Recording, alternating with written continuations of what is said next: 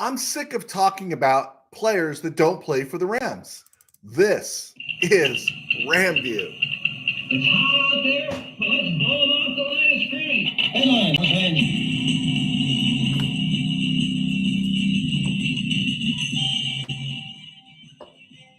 Live from the Ram Cave, I'm Joe Terosian, and this is RamView, the May 8th, 2024 edition, brought to you by Kistler Law Firm. Injured in an auto accident, need help, got questions? Call Kistler Law at 661-206-6990.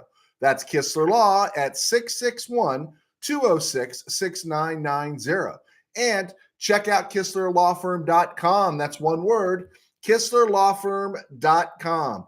Kistler Law, they've been fighting for you since 92. And by Temple City Auto Repair. Having some auto issues?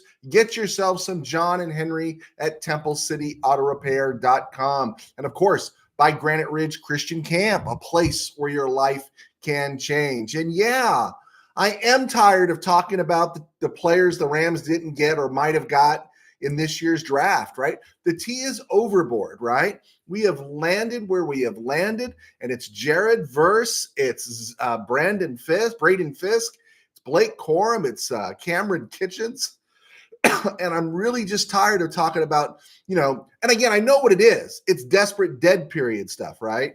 The NFL announced we're about, another week away from the schedule being released, and that'll stir up a whole other conversation. And right now, everyone's grasping, and there's stuff in today's show from a CBS power poll to all sorts of things that are out there that it's just desperate, dead period material. And I don't know, I'm kind of sick of talking about it. It's like when I hear people just completely still losing it over Creed Humphrey and Tutu Atwell, right? He's gone, right? Creed Humphrey is gone. He never was a Ram, even though I know a lot of people think he was. He never was. Okay, speaking of ridiculous, did you see the CBS NFL quarterback power rankings, right? Now, I've been trying to I'm searching for stuff to lay out for the show. A lot of people have gotten into this. Let's just say before we get into it, this guy named Cody Benjamin did it. And let's just say he has Matthew Stafford listed as the 16th best quarterback in the NFL. 16th. In front of him are Mahomes, Allen, and Herbert. They got Herbert at number 10, Mahomes at number 1, and Brock Purdy at number 2, Allen at number 3.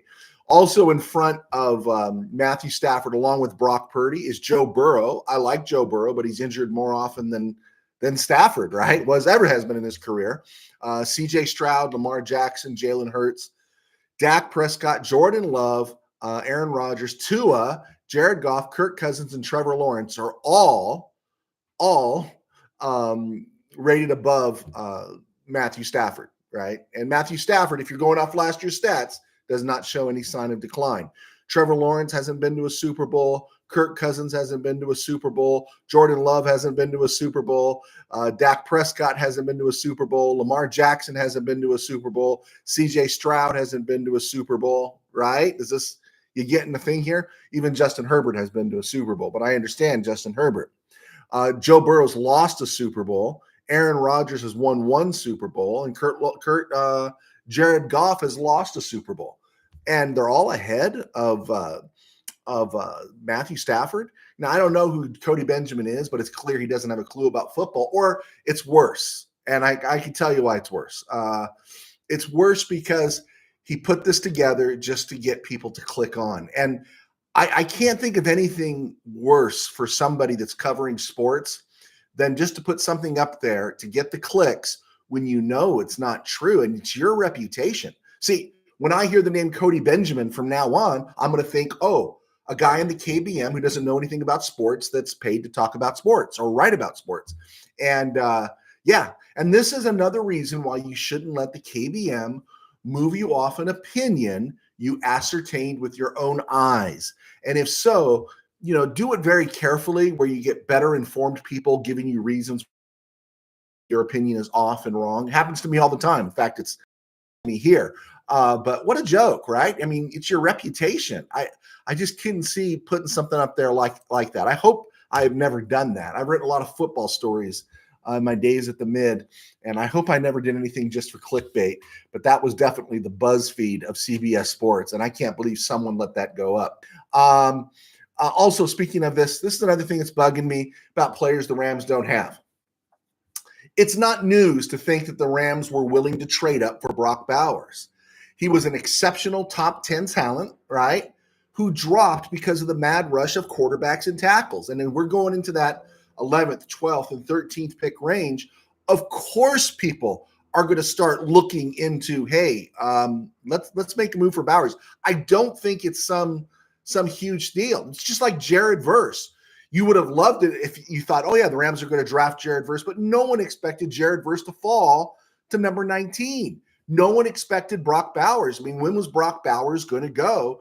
And then, of course, everyone went quarterback crazy with Nix and Penix jumping into the high first round. And then, of course, J.J. McCarthy was high in the first round.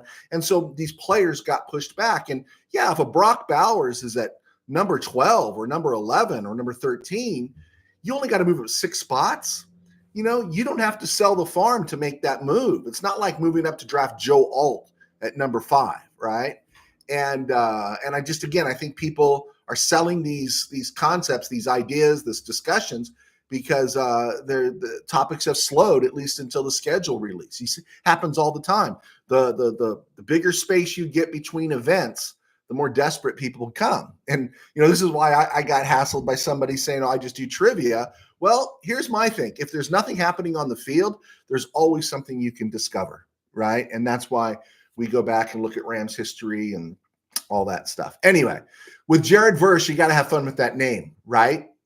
And thanks for clicking on, guys. I promise I'll get to the questions here in a second as soon as we get to the break. But it'd been rattling around my head since the night the Rams drafted him. And then I wanted to know what his number was, and it became 8. And so first season of his career, this would be chapter 1. So I thought chapter 1, verse 8. What's the best scripture I could find for chapter 1, Jared Verse, chapter 1, verse 8? And I saw this. It's in the book of Exodus, and it says, then a new king who did not know about Joseph came to power in Egypt. And I love this because it got me thinking is that, everyone's talking about someone else. Well, maybe Verse is the new king that comes to power off the edge. Wouldn't that be awesome? And so go Jared Verse, right? He doesn't know who anyone else who came before him. He's the new king. And let's hope that happens, right? I don't think he's the next Lawrence Taylor, like somebody said on a board, but I hope that he's going to be pretty good, and I got a feeling he will be. Okay, around the NFL and other places, we mentioned it. Schedule's not going to be released for another week till May 15th, and we'll just have to wait. And there's a lot of talk and a lot of buzz about, hey, would the NFL put the Rams on Thanksgiving against the Lions? Yeah, that's cool. There's 3 games that day, and that Lion game is generally one of the earlier ones. And I don't want the Rams playing early on Thanksgiving. I got work to do on Thanksgiving, right? I got a house full of people on Thanksgiving, and I'm not going to be left alone to watch the game on Thanksgiving if the Rams and Lions play, unless I really antagonize some people and kind of wave off my rights to be thankful for anything. I'm going to get people mad at me. So it's a possibility. I think when the Silverdome first opened, I don't know if it was 75. Was it 75? Was it 76? When it first opened, I know the Rams played the Lions and they beat them 20-0 on a Thanksgiving day. And I think that might have been the last time the Rams played on Thanksgiving. I can remember hearing about some other Thanksgiving games. I think they played Dallas in 71 on Thanksgiving and such. But yeah, so it'll be interesting to schedule release the opening Thursday night game. And of course, what we're interested in is when do the Rams go to Chicago? When do the Rams go to New England? When do the Rams go to New York to play the Jets? When do they go to these cold climates? And what time of the year does it take place? All right. Interesting signings. Scotty Miller, the former Buccaneer receiver, the one that torched the Packers a few years ago, the one that kind of made a name for himself catching passes from Tom Brady. Well, he had played out his option with the Bucs and then spent last season with the Falcons, only caught 11 passes. He signed with the Pittsburgh Steelers. So Scotty Miller, maybe, I'm going to hear from Steeler fan Rob how great Omar Khan is and Scotty Miller is going to be great and all this kind of stuff. But yeah, Scotty Miller goes to the Steelers. Another one I thought was interesting. I thought was a good signing for the Raiders. They signed former New Orleans Saint tackle Andres Pete. Now, Pete was 13th overall in 2015 out of Stanford. He was part of that initial. I don't know if he did. I think he was recruited by Harbaugh. I don't know if he played for Harbaugh, but yeah, he was part of that group there when Stanford had that run there 10 years ago. And then he was 13th overall, made 3 Pro Bowls. I don't think he was great with the Saints, but he was solid and became a free agent. Last 3 years, he's been on steady decline. That's why there wasn't much of a market for him. But the Raiders picked him up, and I think he's going to be a nice depth piece for them. They got him cheap. They don't have to pay any comp prices for him. And so that's a good move by the Raiders. I do like some of the moves the Raiders made. I just wish they had a quarterback, but they made some really good moves this offseason. It's just some names of note that got cut recently.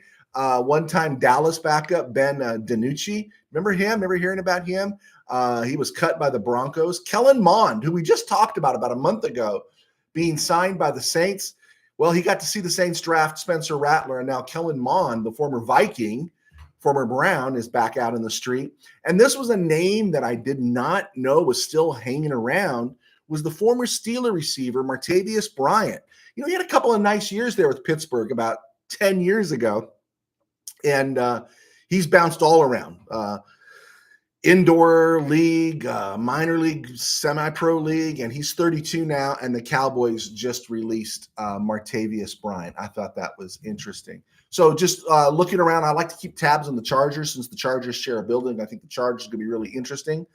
I thought it was kind of funny is I counted only one former Ram on the Bolts roster. Maybe I missed it, but the only former Ram I saw on the Bolts roster is Morgan Fox. And there was a run there with Braden Staley where Sebastian Joseph Day, you had Gerald Everett, you had a bunch of Troy Reeder was there. You had a bunch of former Rams showing up there on that side of the field in SoFi. And now with Staley gone, Morgan Fox is the only one left. And I think that's a good move for the Bolts in terms of Morgan Fox. I think Morgan Fox is a solid rotational player. I did see that the Chargers signed Savion Jackson. He was one of the players the Rams were rumored to be interested in, and maybe they had some conversations with. He was on that list. He was not drafted, the kid out of NC State, and he signed with the Chargers. And then I was looking at the Chargers offensive line. Okay, so they made the move. They signed DJ Chark, right? They drafted Brennan Rice. They got Quentin Johnson. They've got guys that they're going to throw to. I think Josh Palmer is very good. I like Josh Palmer. And then you just think about, they brought in those heavy guys, J.K. Dobbins and Gus Edwards from Baltimore. So they're going to pound the ball more. But I just looked at their offensive line, and this is a really good offensive line for the Chargers. And Rashawn Slater, Zion Johnson, both Zion Johnson's the left guard, from left to right here. And Johnson was a first-round pick out of Boston College a couple years ago. And he's been solid. He hasn't been great. Jamari Salyer out of Notre Dame. I'm sorry, not Notre Dame, Georgia. And he was 6th round, 195 in 2022 out of Georgia. And he solidified that right guard spot. And then they're going to move Joe Alt to right tackle. The other new piece is Bradley Bozeman. He's not an exceptional center, but he's a solid NFL center. After several years in Baltimore, and I think the last 2 years in Carolina. And so just fun to watch and see how this Charger team builds, because it would be kind of nice to see if the Chargers derail Kansas City before the Rams play them in the Super Bowl. Yeah, maybe. Okay, just a fun thing there. Around the NFL and other places, did you see the Denver-Minnesota game the other night? Man, the Nuggets look brutal. They just look worn out and tired against the Timberwolves. The T-Wolves look like Clubber Lang in his first fight with Rocky Balboa. Yeah, I didn't think the Nuggets would look dog tired, but they look dog tired at home. Timberwolves look hungry. I would keep an eye on them. All right, guys, we got a crowd here. BioZio, thank you so much for clicking on. Manuel, thank you. Willie Bowen, hi, Ramily. Steve Ramirez, sorry, I want Rams to be on Thanksgiving. It's been since 1975 since the Rams have been on Thanksgiving. It's time. I know, Steve, I'm not going to argue.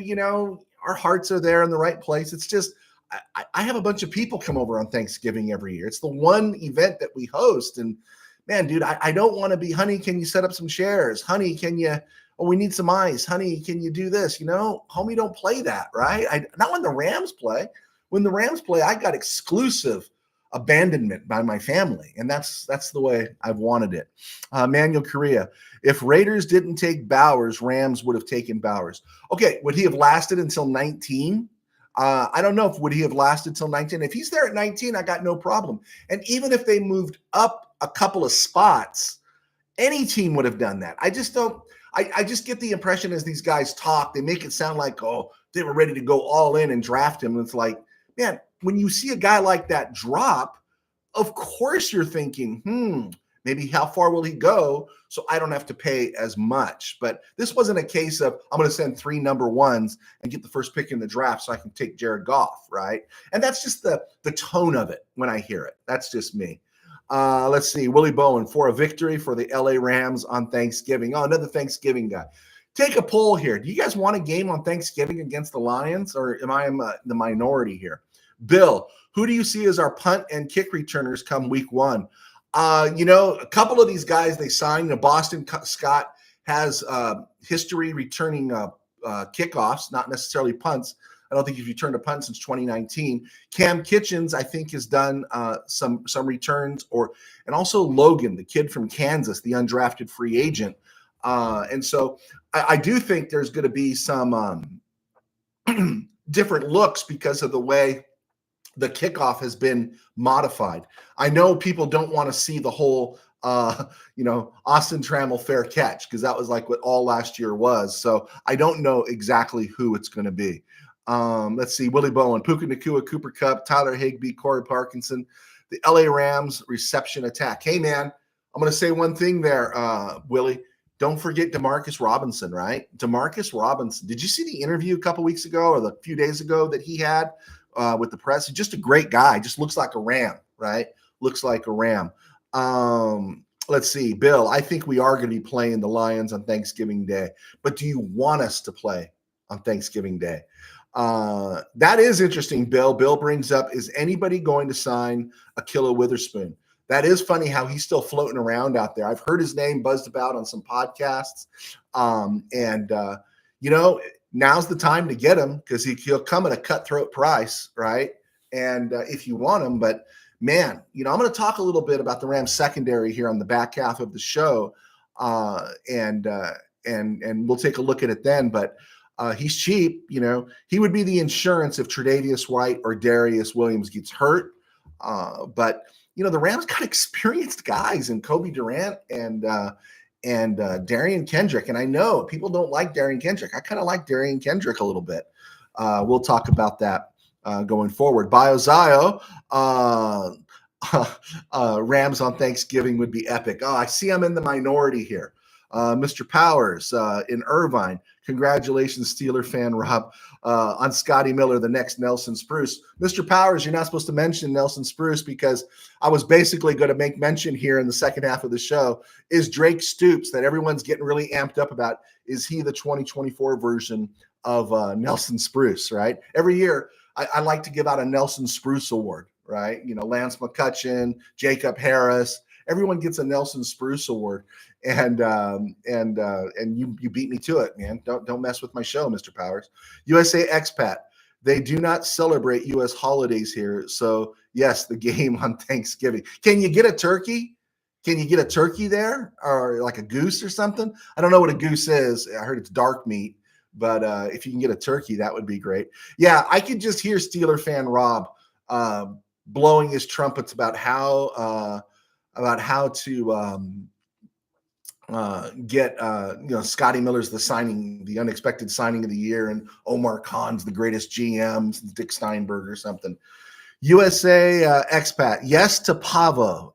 Help me out with that one there. Oh, Pavo equals turkey. Okay, yes to turkey. Okay, then get your hands on some turkey there, bud, and you'll feel a lot better. But man, I guess I'm in trouble. I guess everyone wants it. You guys are sending out the negative vibes. Rams going to be playing on Thanksgiving, and I'm going to be working. All right, let's see here. Commercial. I'm Joe Choroz's youth pastor for 21 sports writer for 21 years. I was actually a youth pastor for 11 years. And now I write books and I do RamView thanks to our sponsor at Kistler Law. And you can check out my books on Amazon. And I know you folks have been. So I just want to say thank you for the support. Helps keep us going. We don't do a Patreon. We're not behind a paywall here. And that supports me in my day job. And I kind of tipped you off there. I've been a minister for 35 years, 11 years as a youth pastor, 24 years as a senior pastor. That means running my own church, captaining my own ship, so to speak.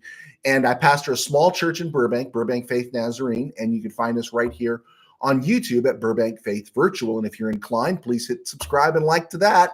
And if not, you could also find us on burbankfaithvirtual.com, Burbank Faith Virtual on Facebook, Burbank Faith Virtual across social media. And so, yeah, I'm blessed to do RamView and talk football. And I started off at the Mid-Valley as one of the founding members of the Mid-Valley Sports Group.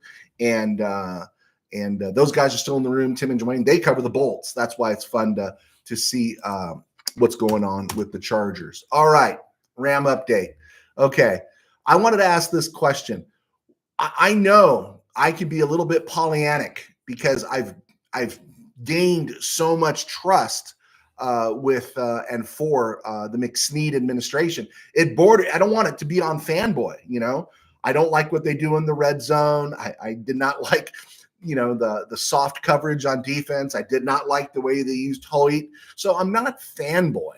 But when the Rams draft a player, I've kind of become conditioned these last few years to say, more than likely, 75%, that's going to be a hit, right? And so you give them the benefit of the doubt. And so, but the one thing, I go through the Rams roster and I'm like, who am I not high on? And I'm kind of curious to see, who are you not high on? And I'm going to forbid anyone from putting Tutu Atwell here, okay?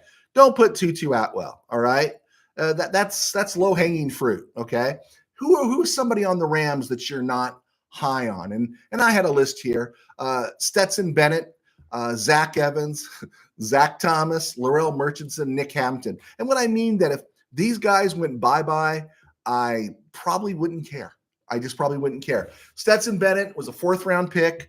I did not like the move up to get him. I was thinking Clayton Tune. But again, what do you have to do? You have to trust McSnead, right? And then my brother and I, we went out to Irvine and we saw a workout. And, early on the reviews, people are forgetting this. Early on the reviews for Stetson Bennett were pretty good. He made some really nice throws to Tyler Johnson and Demarcus Robinson. And that kind of changed my tune on Demarcus Robinson that day. And so his first pure season game, it wasn't bad. And then he kind of fell apart the next couple of weeks. And then, of course, we knew what happened. But I wasn't high on him at first. And I just didn't see him as an NFL guy. And so if the Rams, he comes back and he ends up getting cut, I'm not going to be upset about it. I think what probably going to happen with Stetson Bennett is he's going to get cut because the Rams are going to go with 2 quarterbacks. He might not get cut early because Jimmy G has that suspension for 2 games. But I could see Stetson Bennett getting cut and then passing through waivers or whatever, and then ending up on the practice squad. I don't think there's a market for a guy that's hit his mid to heading towards late 20s who missed his whole rookie year and maybe has a bit of a reputation and doesn't have a classic NFL build. And I'm not going to cry if the Rams lose Stetson Bennett. Zach Evans, the running back. I like him. I like his talent. Like, he's probably the most talented guy on the roster in terms of running skills and speed and everything. But at this point, he was only a 6th-round pick. And, I like the signing of Boston Scott. I like Ronnie Rivers. I like, of course, Blake Corum and Kyrene Williams. And I think you can move off Zach Evans. And if he passes through to the practice squad, great. If he gets picked up and goes somewhere, okay. But at some point, he's got to step up. He had such a great opportunity last year. He didn't do it. Zach Thomas, left tackle, Cincy, Trey Hendrickson, end of story. I just don't want to see him anymore. He has got a UFL career ahead of him. Laurel Murchison is another guy. I don't have any problems with him. I don't dislike Laurel Murchison, but he just seems like a guy, right? He's just a guy, and he came back late to the Rams. He could spot in, get a few snaps per game.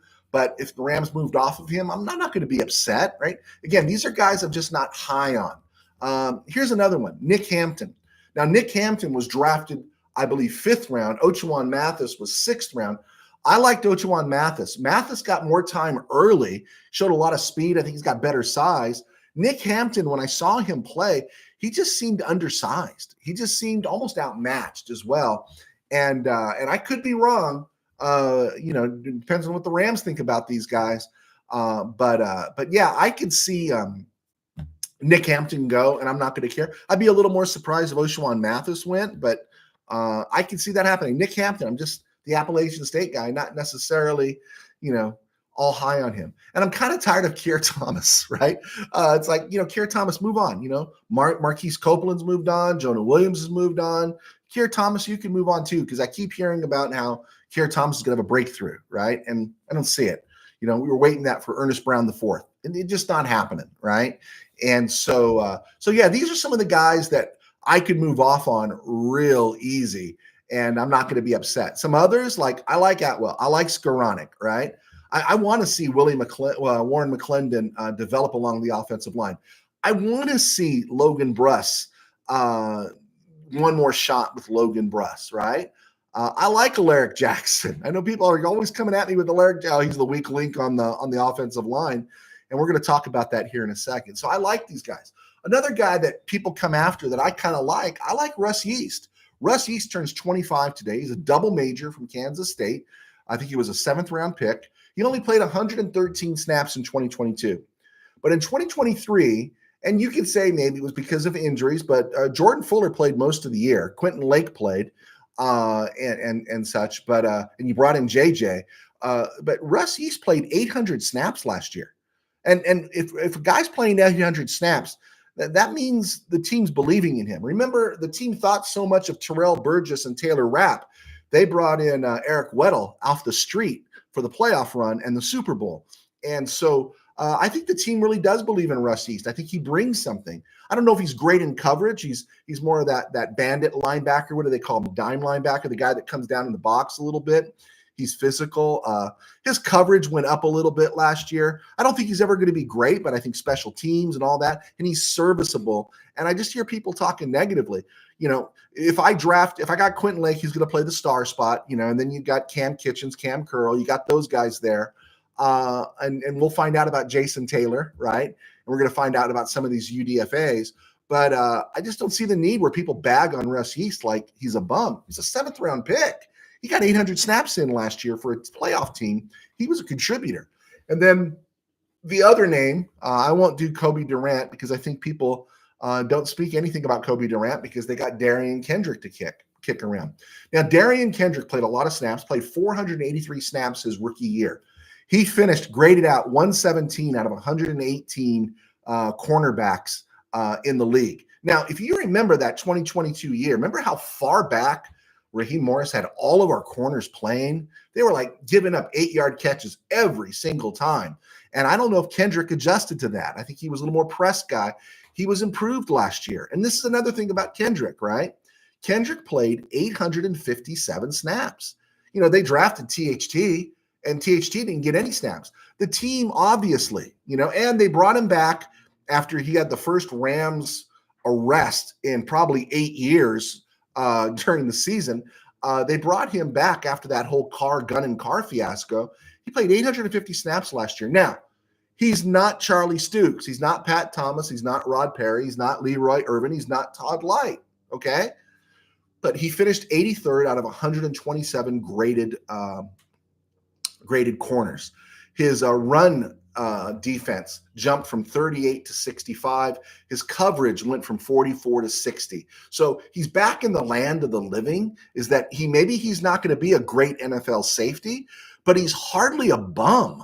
And again, where did the Rams draft Darian Kendrick? They drafted him in the 6th round. And so, if you got a guy that's playing like Kendrick played last year as your backup corner, and he had some good moments last year as well. He did get schooled by DK Metcalf the first week, but he gave up 4 touchdowns last year. It wasn't like he gave up 10. All right. I don't know. I'm still high on Darian Kendrick and Russ Yeast. Those other guys I'm not high on. And the other guy I'm high on is Alaric Jackson. Alaric Jackson played 968 snaps last season at left tackle. He only played 422 the year before. And if you look at his PFF, which is a place to start, okay, I didn't need to look at his PFF to know that Alaric Jackson did a solid job for the Rams at left tackle last year. But, if you want to get a baseline and what others are thinking and get a sense of it, go to PFF and you look at Alaric Jackson after week 11. And he was in the green for nearly all the final 6 games of the season. Now, PFF has 3 key grades for linemen. They do a run block, pass block, and then you do an overall grade. Okay, so there's 18 opportunities to be graded over the last 6 weeks, and out of 18, Alaric Jackson was in the green 16 times. His pass block finished at 67.2. If you're in the 70s, if you're at 70, you're considered a very good tackle in the NFL. And he did a really nice job. Now, it's another thing that's interesting about Alaric Jackson is he plays left tackle at 6'7", 285, right? So it's a little light, but he's also playing 30 pounds to 35 pounds lighter than he was when he was at Iowa, and he did a whole life change. He's got the motor to get better. He dropped all that weight. He was not drafted, and they think it was key to him not being drafted, and now he's a left tackle in the NFL. And he's not Zachary Thomas, is he? Right? He's a whole lot better, right? He's not Ty Nishke, right? He's not him. He's not Alex Barron, right? He's not Greg Robinson. And I just don't like any illusion that he's not a competent tackle. He's a very competent, borderline solid to good NFL tackle. And again, the left tackle has to be more ballet than brawn. So he's not going to be the bulldozer on the line. That's what we got Jonah Jackson for. And that's why we got Dotson and Havenstein running to the right, is that you don't have to have him be the bulldozer. You need him to be the ballet performer that protects Matthew Stafford's blind side. Preach, right? Did I get a little soapboxy there for them? Okay.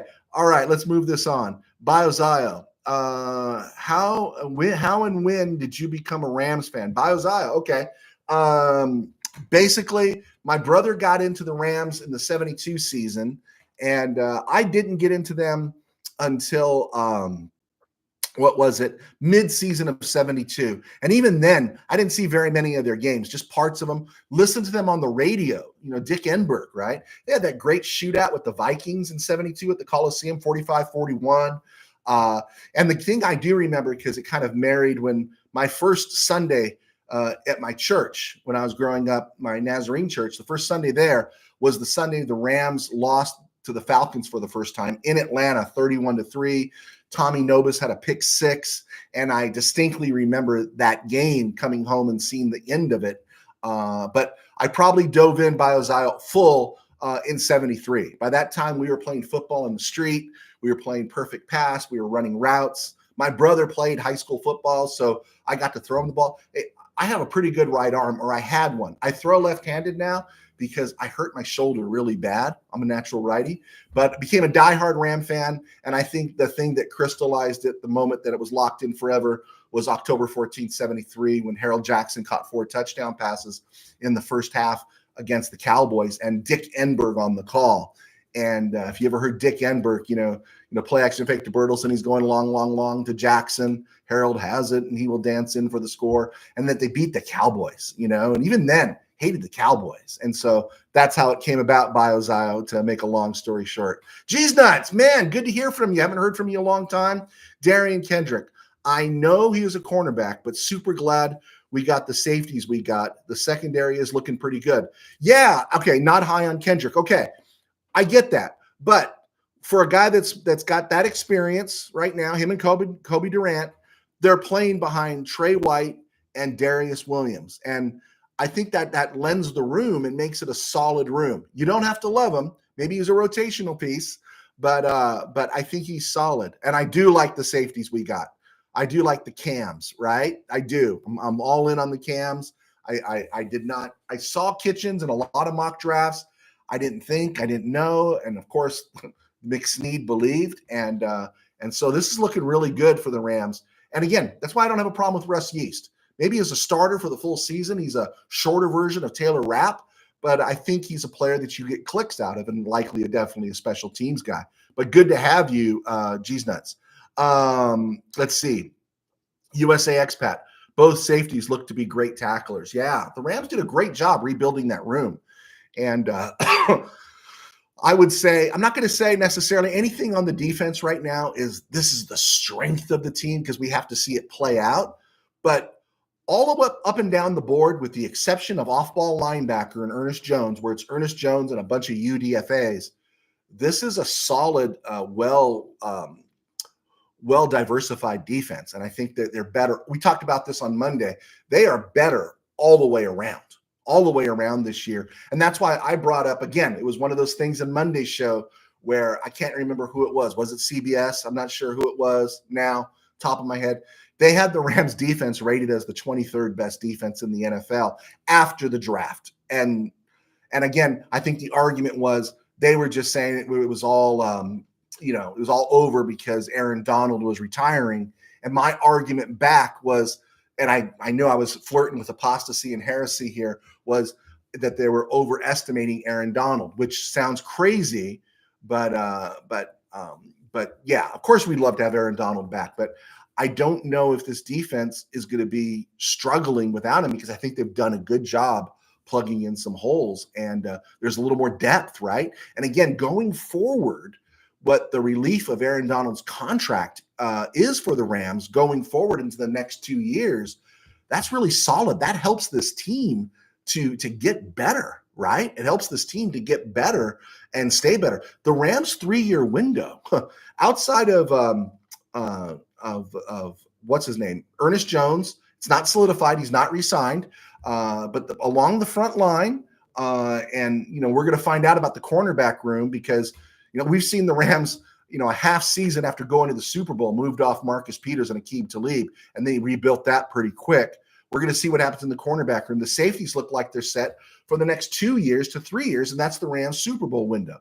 The interior of this offensive line is set for the next 2 to 3 years, and that's our Super Bowl window. We're going to find out about Alaric Jackson. We're going to hope Havenstein keeps the gas, that he has enough gas. He turns 32, I think, on Monday. And the running back room looks set for the next 2 to 3 years. The receiver room's going to be set. And so, yeah, this is the window right now. And so, yeah, I'm really looking forward to it. Let's see. G's nuts. Maybe in a dime package, he is okay. Got to remember Witherspoon guarded the prime receivers. Kendrick should have done better. I'll agree. Everyone should play better. I'm not going to argue that with you. I don't think he's a frontline corner. I just don't think he's dog meat either. He's not Cortland Finnegan at the end of his career. So I totally appreciate what you say there, G's nuts. And good to have you back, man. I haven't seen you for a while. Tim Powers. I believe the Rams will play Evans a lot preseason and will be surprised by his skill. Want Evans more than Rivers. But, Evans has that history. He bounced around to so many schools, to different schools. And I know it's a different culture now in terms of college, but he went to so many different places. He was was he a 5-star recruit? I mean, that's where he was. And I don't know. I just look at that. I think he is going to get a shot. I think he is. But if he's not playing in the preseason, if those reps are going to other people and he's not producing, the problem when you bring in a Zach Evans, if he's not blocking, Blake Corin's going to block. Boston Scott's going to block. Kyron Williams is going to block. Ronnie Rivers is around because he can do other things. Zach Evans has to show he can do that because they're not going to hang Stafford out to dry with Zach Evans, right? They're just not going to if he's not going to pick up the block. He's super talented, and it would be great if he turned into something. But to me, he feels like the fourth wheel on a two-wheeler, right? He just feels like the odd guy out. G's nuts. Dick Enberg, Rams and Angels, baby. Yeah, Dick Enberg was great. He was the best. Yeah, I love Dick Enberg. And it's kind of a shame because he was so national after 77. I think people forget he was the Rams announcer. If there's anything you want to get your hands on someday, I hope I could, is the old KMPC 710 broadcasts. There was a while there when they were an all sports channel that they would play some Rams clips and Rams stuff late at night from games from the 60s. It was pretty cool. Let's see here. Willie Bowen, Matthew Stafford, no look pass to Cooper Kupp is the best Super Bowl best highlight. It is one of the greatest plays in Super Bowl history, right? Absolutely. And you can take all of Mahomes no look passes, But I've made this argument for a couple of years now. The fact that Stafford made that pass to the only receiver he could throw to pretty much on that final drive, where the Bengals knew Kupp was the only receiver, that it was the final drive, right? And it was going for the game-winning score. And that was the pressure that Stafford was under, or we would think the pressure he was under, and he makes that no-look pass. Maybe the greatest pass to me in NFL history, but who knows? I'm just a Ram fan, right? G's nut, man. This year's defense with last year's offense, we'd be taking the parade. We just went to, hey, there is something about that. We talked about this in January. If the Rams just had another pass rusher, right? Just another guy, right, and a kicker, of course. I definitely think this close, right? If they could have been a little more effective in the red zone, I think they went there 3 times, and I think they got only scored once or something in the actual red zone, and such. And so yeah, you think about that. We were that close. We could have beat them. Wouldn't you have loved? I don't think the 49ers would have beat the Rams in the NFC Championship game. I don't think they would have. I just don't. 49ers had to have 2 teams that were new to the playoffs, young teams, like the Packers and the Lions, and they barely hung on for their lives in those games. And I don't think a Sean McVay, Matthew Stafford led team would have fallen there at Levi Stadium. And so, yeah, I'm with you on that one, G's nuts. Biozio, Bobby Brown. This is it for Bobby Brown, right? Tyler Davis is going to be the new Bobby Brown. So this is Bobby Brown's contract year. I think when he has played the last 2 seasons, he's shown glimpses that he could be that Ashawn Robinson guy, right? That he can be that A guy that sits in there and eats up some space. And he's playing for his NFL career this year because their next contract, right? When's he going to get that next contract? And yeah, if he plays well, of course you want him back, right?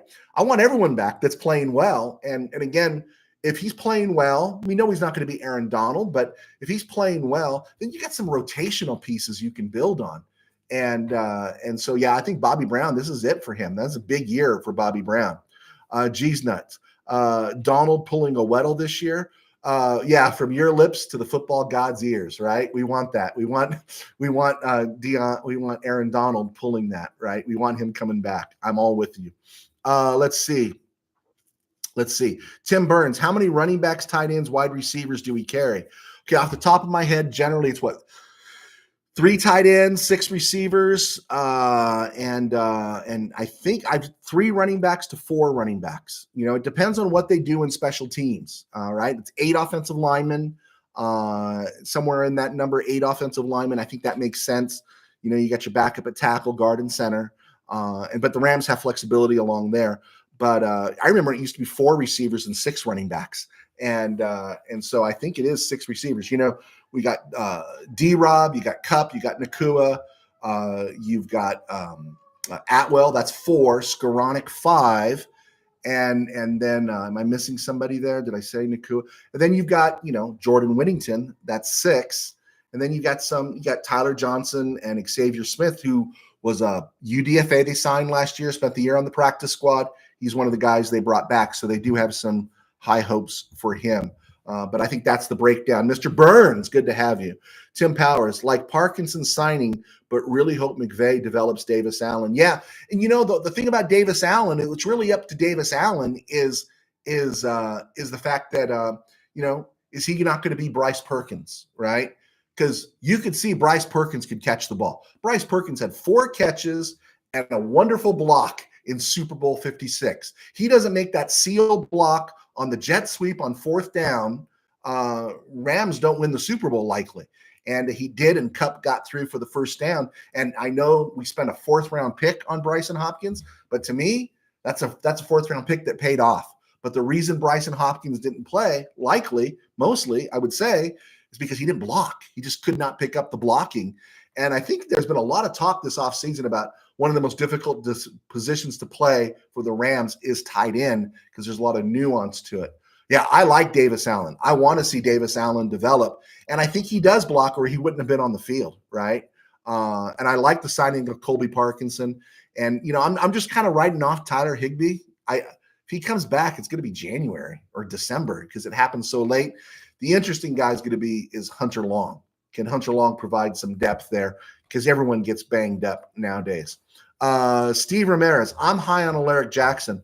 Is he the best left tackle in Rams history? No, but he does his job. Yeah, he's good enough, right? He is good enough. He's proven to be good enough. We didn't lose in Detroit last year because of Alaric Jackson, right?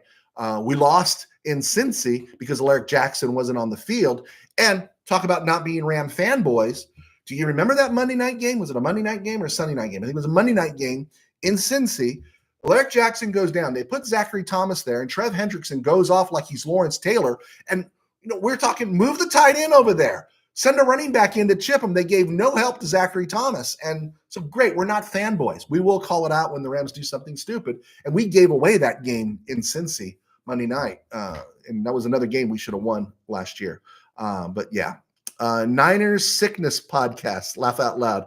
Please, Rams didn't even make it to the NFC Championship. Oh, those are the facts. We got a guy in the room. Oh, man. Niners Sickness Podcast. Thank you for joining us. McVay's 1 for 1. Shanahan's 0 for 2, my friend. You are welcome to be here. We'll debate you. We're not going to curse you. Nobody cursed this guy. Thank you, Niners Sickness, for joining us. What about your pass rush? That's what I'm going to ask you about. Colton McGiffort's going to stay at right tackle. Does Trent Williams, does he turn it on for another year? The guy's great. Christian McCaffrey's been great, but does he stay healthy? Do you like the idea of Brandon Ayuk getting traded or Deebo Samuel getting traded? I'd rather trade Ayuk if I was a 49er fan because I think Deebo does more. And I think you could replace Ayuk down the road. You tell us what you want, and I hope personally you give Ayuk a big fat contract, hamstring your salary cap, and that Deebo gets moved on because Deebo is a Ram killer. There you go. Thank you, Niners Sickness Podcast. Thanks for joining us. Steve Ramirez, there's a Rams Cards 1975 playoff game KMPC broadcast on YouTube. Ooh, that's pretty cool, Steve. I did not know that. I watched that game from San Jose. I was at my dad's. I think my brother was at that game. I don't know if he was or not, but I was there the following week. Yeah, I won't tell you what happened the following week. I think we all know. Biozayo, Jason Taylor. Rams drafted him 7th round. He got on the field a little bit late. I definitely think there's room for Jason Taylor here. I do. I think there's room. But we'll see, right? We'll see. And because the Rams do have some UDFAs that people are high on. And the one I'm hearing a lot about in some different places is Josh Wallace, the DB from Michigan. Of course, that might be just because he's a Michigan guy. All right, Bill, I remember watching the Rams and Lions on Thanksgiving, and Ron Jesse had a good game. Do you remember, if I'm correct? If I don't remember, Steve Ramirez will. I was actually, when that Thanksgiving game happened, I spent it with my dad. And he was with my stepmom and their kids, and a bunch of us. They went up to Concord area, someplace out in the country, and the family had Thanksgiving. And I was kind of fretting because I was like 11 years old, and I'm like freaking out because the Rams were playing. And I got the Ram game on black and white, and I'm watching it. And but I couldn't just stay there and watch it. I kept getting pulled away, and other people were in the room. I was only 10 or 11. And but I remember that game, the Rams won. And all you got to say is Ron Jesse, and I'll say amen as a Rams fan. I'm a huge Ron Jesse guy. There you go. Tim Burns, Mr. Trade. Tim Burns, get the cheese out for a Weiner fan. Hey, treat the guy with respect. I don't want to get into a bloodbath here. I'm just thrilled a 49er fan clicked on. I've crossed into a new place. Bill, I don't think Niners Sickness Podcast was born the last time the Niners won a Super Bowl. Oh, man. There we go. All right. Hey, guys, guess what? It was a stone groove, my man. But we are not done yet because I didn't do this day in Rams history. I knew questions were piling up. So let's look at this date. May the 8th, 1995. The Rams signed 3 free agents. They signed Mark Rippon, Sean Landeta, and they re-signed Cleveland Gary. Mark Rippon, 3 years before, was a Super Bowl quarterback MVP type season in 91. And by 95, he was waiting out. In 2009, on this date, the Rams released Pisa Tino Isamoa. Remember, he was an off-ball linebacker. He was kind of a nice little player there for the Rams for about 5 seasons in some dark years. And he was released on this date. I think he went to Green Bay, but he was pretty much done at that point. Draft day in 2014 was on this day, and the Rams took Aaron Donald. Today's the day Aaron Donald became a Ram. Maybe it should be a national holiday.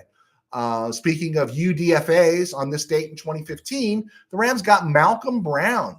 That was a UDFA, and they got a lot of clicks out of Malcolm Brown. Okay, tomorrow we're not on the air. I wanted to get this one in. May the 9th, 1973, the Rams signed an undrafted free agent quarterback, one of Steve Ramirez's favorite players of all time, Sonny Sixkiller out of Washington. And Sixkiller came to a Rams camp that had John Hadle, James Harris, Ron Jaworski as a second-round pick out of Youngstown State. Kid didn't stand a chance.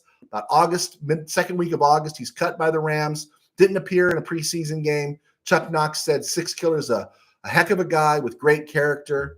Sixkiller was 5'11", 190, legendary quarterback at Washington, led the nation in passing as a sophomore. Got banged up as a senior, didn't get drafted. Rams had a shot with him, didn't make it. Kicked around the WFL and had a tryout with the Bolts, and then ended up playing a running back in Burt Reynolds' movie Longest Yard. He's the guy they call the Indian. But Sonny Sixkiller, never saw him play. I'm watching The Longest Yard with my brother. We're in the drive-in, and my brother says, "Oh, that's Sonny Sixkiller." And I just didn't say anything, but it sounded like he was supposed to be an important person. And then finally I got to look him up a little bit, and I was like, oh, Sonny Sixkiller, what a great name. Just a great name. It's too bad he didn't make it in the NFL. I did, a long time ago, have a simulation football game, and in that simulation football league that I did on my computer, Sonny Sixkiller was an NFL star. Just throw it out there. Okay. Also on May the 9th, just acknowledging a couple of birthdays. Samson Ebukam today turns 29. Jake Long, he was kind of a miss by the Rams. He was signed by the Rams as a free agent. He turns 39 today, a left tackle out of Michigan.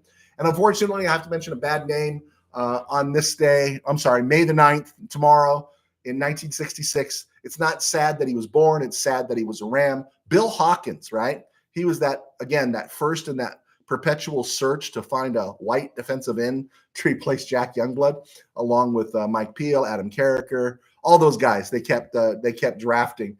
He's got to be the guy, right? And Bill Hawkins was a major whiff.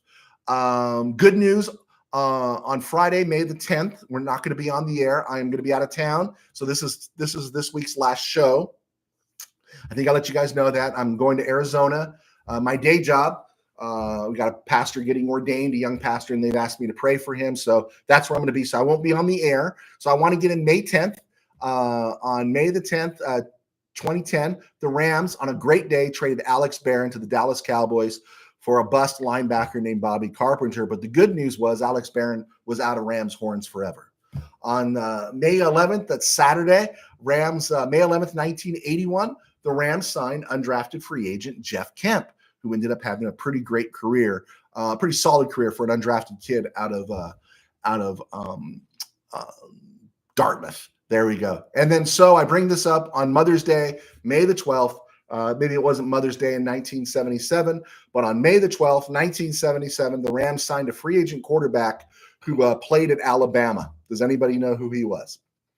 They signed Joe Namath. So I wanted to get that in there.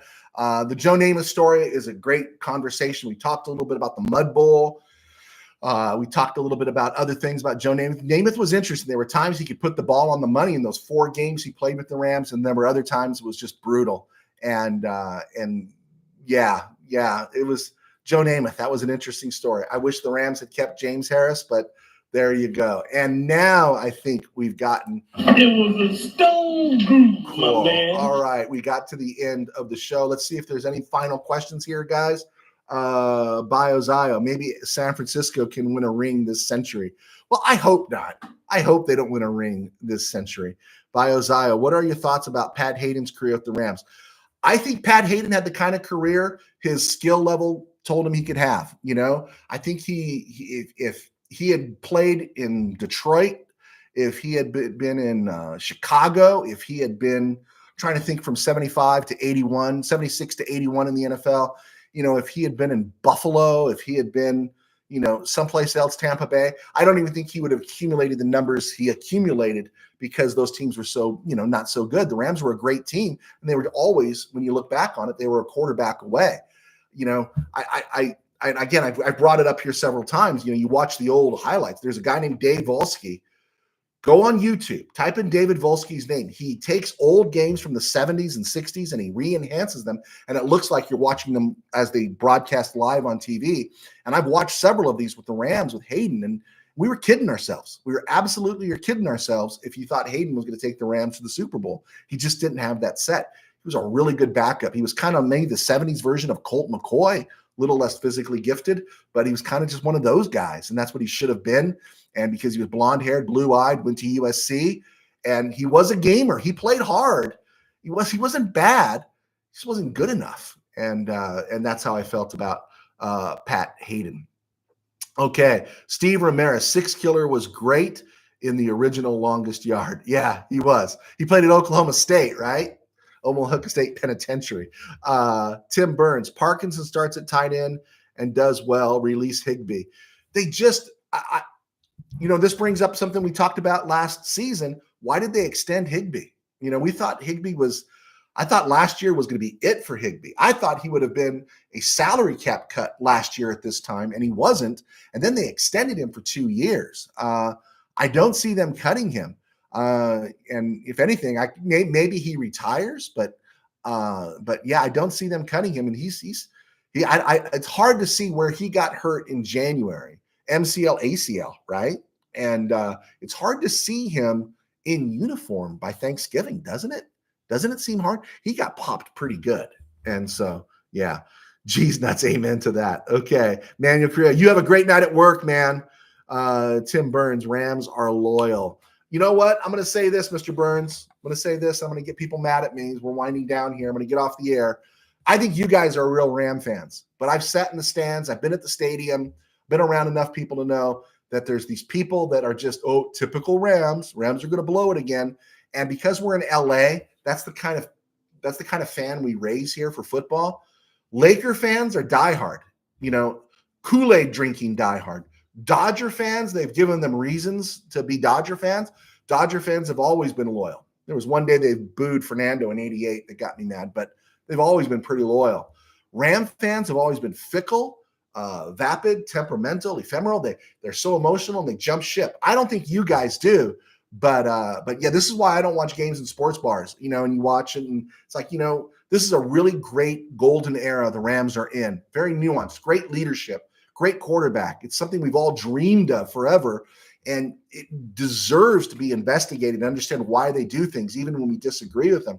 So I believe you guys are loyal, but do I trust LA Ram fans as a whole? I do not. I do not. All right. No, Manuel, I am not on tomorrow. I am on the road. I'm headed to Arizona, and I will not be back on the air until Monday. All right. Sunday, I'll be on the air on Burbank Faith Virtual because I'll be back in town, but we're going to go ahead with our Monday broadcast at 5 p.m. I'm going to miss you guys. You feed my ego. This crowd that we have is great. Guys, thank you so much for clicking on, doing my homework on your mock. Okay, Manuel, thank you so much. And I will see you guys on Monday. All right. God bless. Go Rams.